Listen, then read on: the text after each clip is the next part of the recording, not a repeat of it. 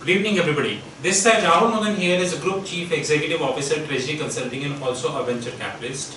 Today we are going to speak about a very important topic, that how cyber defense is picking up and how this can be taken up as basically an opportunity for the career in the banking domain.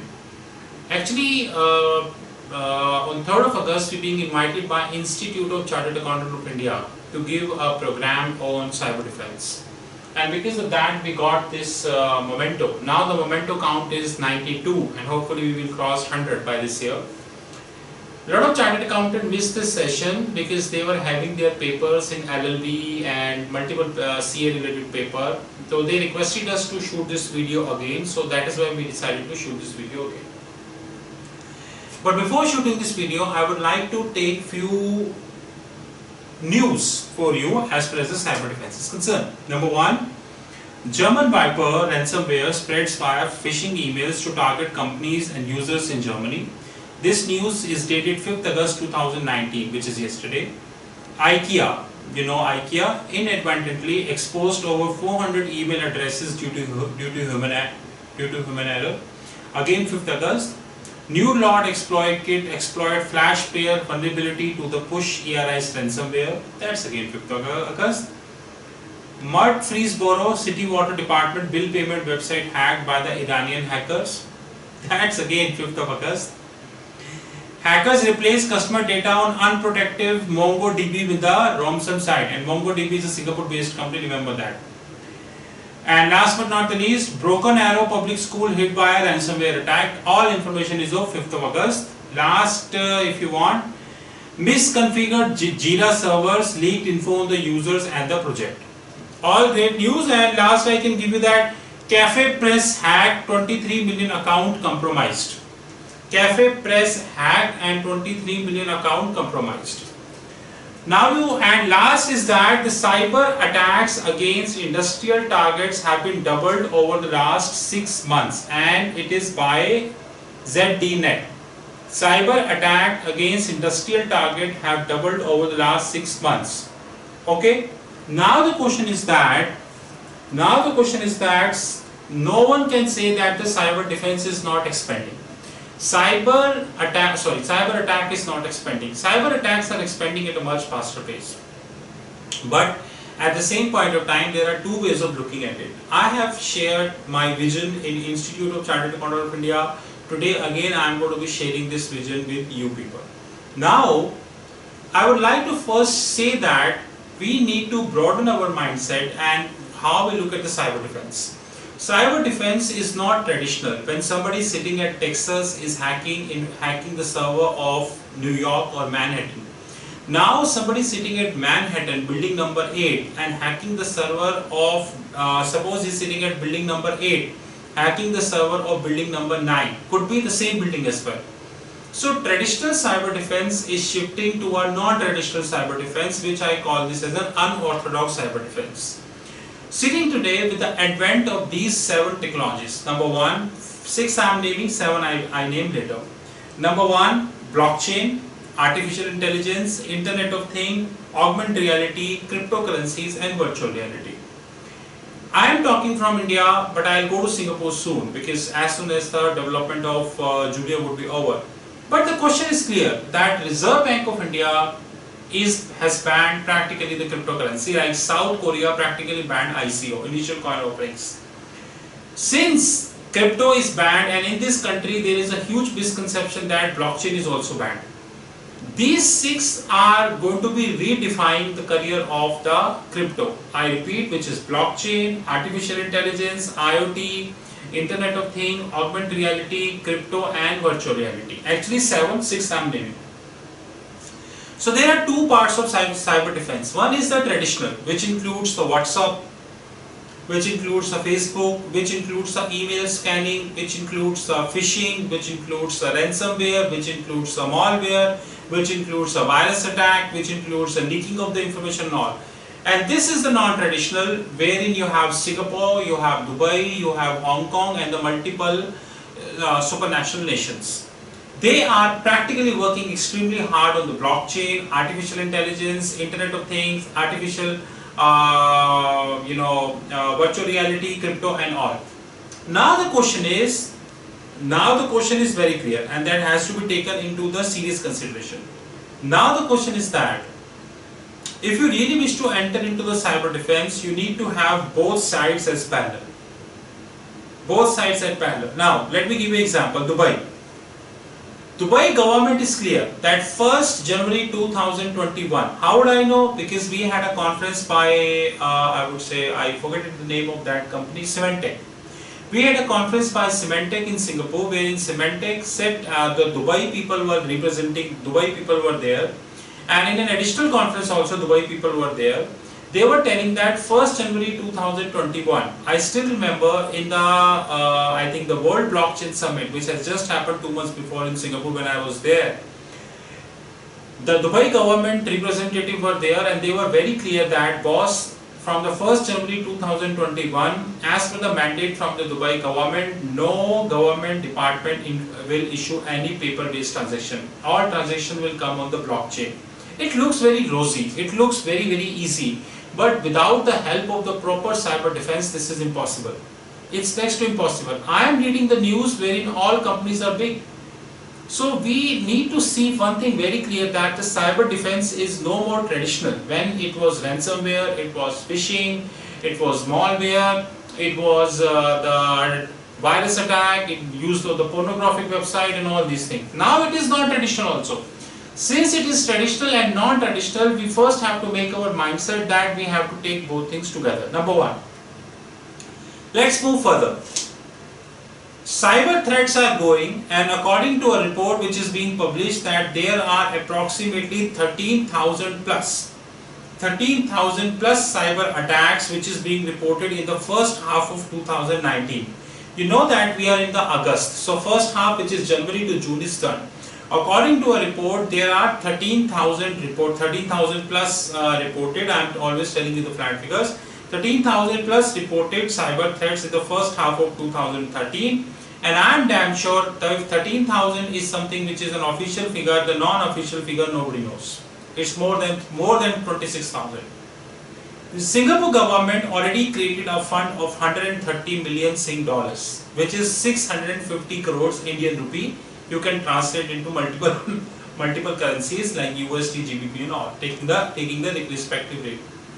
130 million Sing dollar fund has already been established by the government of Singapore, and the respective authorities in the government of Singapore would be using this fund at an appropriate level to spread the cyber defense awareness. Singapore and Dubai already released their versions of information technology risk management, and more importantly, they have mandated all financial institutions.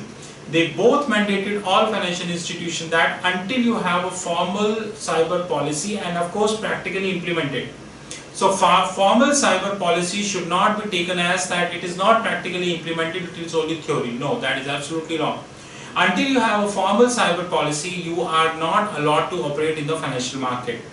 This, which is known as information technology risk management, so the three top governments of the globe, which is Singapore, Singapore Monetary Authority of Singapore, Hong Kong Monetary Authority, and the respective regulator of the Dubai government, they have already mandated that. So a lot of work is happening in the cyber defense, but still cyber defense is growing. More importantly, mobile and internet banking is creating the problem more worse when people are moving towards mobile and internet and getting addicted. And unfortunately, in the countries like India, when without criticizing any company like Reliance Jio, Airtel, Idea, Vodafone, those who started all together, started offering all plans almost at free of cost. Like Vodafone is offering unlimited browsing, Reliance is counterattack this, offering their own plans. Then come the Airtel offering their own plans. Due to this almost free available of data, the more and more people are joining the internet stream and the mobile banking, which looks rosy on paper, but practically this is a breeding ground for the people, those who are hackers, those who wanted to hit the cyber part.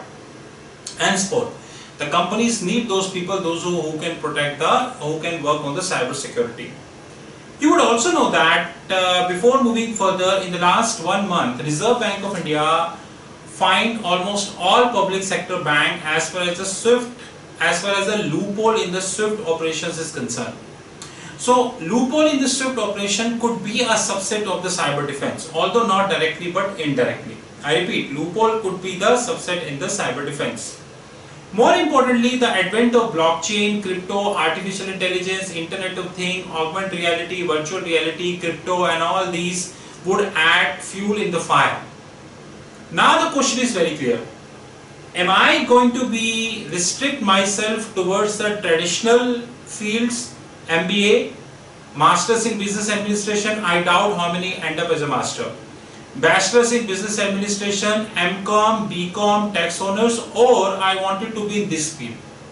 Now the question is that one data scientist is earning more than 100 chartered accountants in India. One data scientist is earning more than 100 chartered accountants in India, and this is, I'm not saying, this is what the media is saying. And more importantly, the non-traditional fields are offering not only the respect, the value, but also the satisfaction of doing the job. If you are in a non-traditional, if you are in a traditional field, throughout your life you continue to crib, but you end up making nothing. This problem will get worsen or worse soon when the world is moving towards the virtual banking. We know that there are multiple models of the virtual banking. Hong Kong has already issued license to 8 to 9 virtual banks, and one of them was there in the in this conference about blockchain, World Blockchain Forum, like that. Yes, World Blockchain Forum, Marina Bay Sands, Singapore. Virtual bank is just like this mobile phone. When this mobile phone is a bank, you need not to go to branch. According to two information we have in the public domain, one is little old and one is very new. One is that which is little old, that about $200 million is being an annual spent by banks in Singapore to manage the ATMs. $200 million Sing dollar basically is the annual capex by Singaporean banks to manage the ATM. We are talking about the banks who are working on a paper thin margin and sometimes the negative margin, right? And more importantly, another news is that recently Monetary Authority of Singapore issued a consultation paper that how banks have to use their storage as far as the cloud is concerned, in what way they can store the data of the public to the cloud and all these things. It's a kind of consultation paper they have put in the public domain. Now the question is that virtual banking is a reality. That's a different thing, that Monetary Authority of Singapore was resistance towards the virtual banking, but the pressure from the Hong Kong made it happen. The Monetary Authority of Singapore also said that 5 people would be the recipient, one include the Grab, and rest 4 we need to check on the Google. Now virtual banking cannot perform until we have a very strong cyber defense in that virtual bank. Because if this is my bank, I have no branch, I have no ATM, everything is this. Do you know, boss, in the next 10 to 15 years, ATM would be history? So all these kids, those who used to born after 15 years, they would feel that the people like us saw the ATM and they would see, where are ATMs? Hardly I get any ATM. The people, those who born after 15 years, they will not see the concept of the branch banking. They will see, hey dad, hey mom, where is the branch? I've been the entire Singapore, I've just seen the one branch of DBS, and this is your bank. You need not to stand in the line and everything you can do here. SWIFT protocols will also change, message transfer will also change, and more importantly, virtual banking will also issue threats as far as the SWIFT is concerned. Now, to cut the long discussion short, it is up to us and we need to ask 4 questions from us. Simple. Question number 1. Are we seriously looking for a non-traditional career, or we still looking for a traditional career? If we are looking for a non-traditional career and then we are creeping that I have to make a lot of efforts, then I'm sorry, effort has to make. However, if I'm looking at the traditional career and I'm thinking that I will get huge amount of money, then without doing undue practices, getting huge amount of money is next to impossible. Last but not the least, am I sure of coming into banking? If I am sure of coming into banking, then how confident I am in blockchain, artificial intelligence, virtual reality, augmented reality, Internet of Things, crypto, and last but not the least, virtual banking. These all things look theory today in India, but sooner or later it would come. Like no one ever thought that one day India would have the wallet system when you pay from wallet. It started by Paytm, now the Google is taking over it and multiple different companies have their multiple wallets. Who is best? I don't know. I don't know. Neither I am saying Paytm is worst nor I am saying the Google is worst. I don't know. Only the customer know. Let ask from the customer. But one common, can Paytm, Google, UPI and all these companies, can they survive without a proper cyber defense attack? So it's up to you. If you really wish to be the part of the traditional business, please be there. But at the same point of time, do not quit, because cyber defense is growing and Treasury Consulting is also serious about the cyber defense. More importantly, we are serious about the virtual banking architecture, because we are heading as a bank in 2024, and I know in 24 when we file for the banking license in Singapore, it would more or less be the virtual banking. With this, Treasury Consulting, thank you very much. You know my mobile number, +91 9899 242 978. You know our fixed income platform, www.fixedincome.global. Have a good time. Talk soon.